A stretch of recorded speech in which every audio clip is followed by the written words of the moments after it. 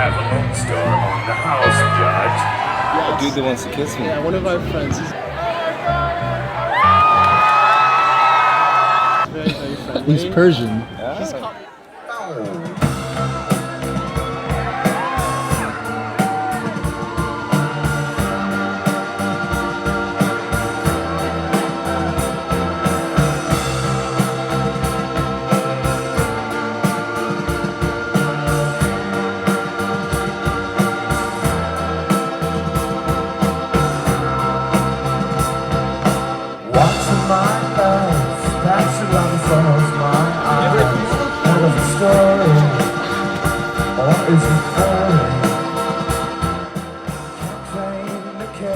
The makeup videotape was my band. It's pretty much the same thing as I'm doing now, but the band members were always changing. I used to just record at home like I do now. And yeah, I just had a weird band name, pretended it was a band, but it was pretty much just me recording stuff. It's a nickname we gave my friend John Lent, and John actually played a makeup videotape for a couple of shows. But we took the nickname from the Modern Novelist song. I think it's I'm Straight. We all started calling him Hippie Johnny. I don't know. For some reason I always write John's name in the song.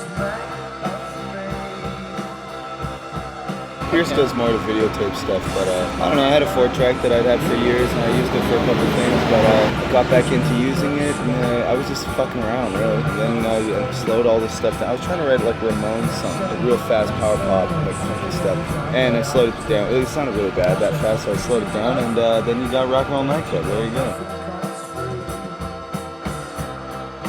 It's the only guitar I really like playing now. I mean, I've had really nice guitars too. I had like $1,000 guitars, fancy shit. I don't know, I think I ended up playing that one because it was like, I was in Vancouver and it was like, you know, wanted to be cool. So I played that one and I ended up playing it a lot. I really just ended up liking it a lot. And after playing it for a long time, you know, it felt a little better. Then it would break, I'd fix it, and it's just kind of like, I can't really imagine playing it with guitar.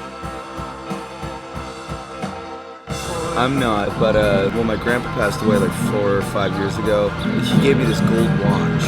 For some reason, it didn't get passed down to my dad. My aunt was like, "This is for you. Like your dad doesn't get it." But it was like my grandpa's and my great grandpa's always shit. And it had like the masonry symbol on like a locket with my great grandpa's hair in it. And it was kind of weird. Yeah, so it was like this weird, spooky golden watch. I think maybe they were Masons or maybe they were Shriners. I don't really know. But yeah, I was like pretty bored living in Edmonton. Got really into the Masonic stuff. It's kind of interesting. Before I was like, dude, they're like evil. But now it's just kind of, you know, I just find it interesting to read about it.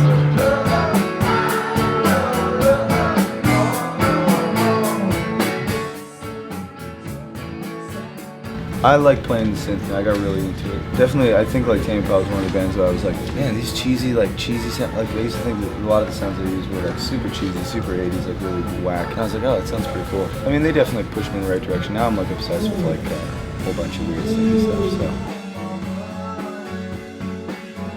when we left on a tour, and before we left, my girlfriend and I packed all of our apartment out. And actually, it was just at like different people's houses. I don't think it was necessarily like we gotta go to Brooklyn. It was just kind of like I'm done with Montreal. So it was just kind of like could have ended up a lot of places, but it ended up there. So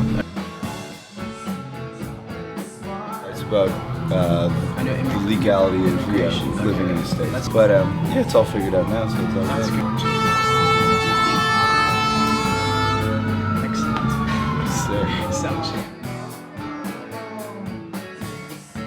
I guess I like to do it all as one lump, so I'll sit down and do the whole album in like, you know, however long it takes. And sometimes I'll like sit down with the guitar, sit down with the piano or whatever, or like have lyrics before, or maybe like do the lyrics and melody at the end. I like to use the tape machine as like an instrument, so it's kind of like helps build the whole thing up. Just kind of however it works. I don't have a very like techie setup, so it's like, oh, that worked out okay, like thank God, hopefully I can do that again. When I was a little younger, it was like, oh, tape, doing it on tape is cool. Well, what I like about it a lot now is that I can speed it up and slow it down. It doesn't fuck around, like no digital fuckery or whatever. So I like that, but I mean, I don't know, I just thought like, you know, you get addicted to that like weird old gear shit, so. It probably is like way more difficult than it should be. Like doing it on the computer would be much easier, but there's certain like sounds and weird shit that you can do with it that I like better than doing it on the computer, so. Spend some time away, getting ready for the day you're born again. The other thing is too, I've tried in the past doing something on like a laptop or whatever. As soon as you get like when there's no like channel strip knobs and shit, it's like I go way out of control, and it's like the EQ looks like it's super fucked up, and it just sounds terrible. So I think it's just like limitations maybe a little bit better. Yeah, you don't have a million tracks. You gotta like do everything in one take. It's like I like it that way. We're touring for a long time, and then I'll do another album, I guess. I think so, yeah. I hope so. I don't know. I haven't really thought about it yet. This is kind of the chill period where it's like people just got the new album, so I don't really have to worry about it. But then 8 months from now, people will be like, "Can we have another one?" Oh, it didn't bother me at all. It bothered my label a lot. They were like, but like, who cares? I mean, if somebody wants it that bad, do they want to get it that way? That's fine. May go fast, but we'll still be together. Yeah, I don't think it even matters at all. I mean, I think the label was worried about initial sales and shit, and it's like, who gives a fuck? I think it's cool. It's nice for me, it's nice to see how people react to it before, Pitchfork or Enemy or somebody tells them what to think about it. So it's like, it's better that way. So I'm like, oh, they like this song, they like that song, so it's more interesting, I think. Yeah, everyone was calling me that day being like, how are you doing? I'm like, what? It's like somebody died. My album, who gives a fuck? I try not to, because it's like the weird part of making music, but they're like, we can put this out for you, we can make this for you if you have it done by then, or they give you a date or something. So that definitely changes things a little bit, but it's not like, you should do a song like this, or and they tried to on this album. A little bit, but I mean, I just wrote another song, and it's like, it's fine, I write songs anyway, so. Yeah, it's weird. I mean, it's kind of like, they're there to manufacture songs. That's how I feel about it, I guess. Yeah, I think she's happy about it. She really likes checking all the shit out on Facebook. But then that was the first time she's seen us play a big ass show. So I think she was just like, what the fuck? Tripped out. It was cool though.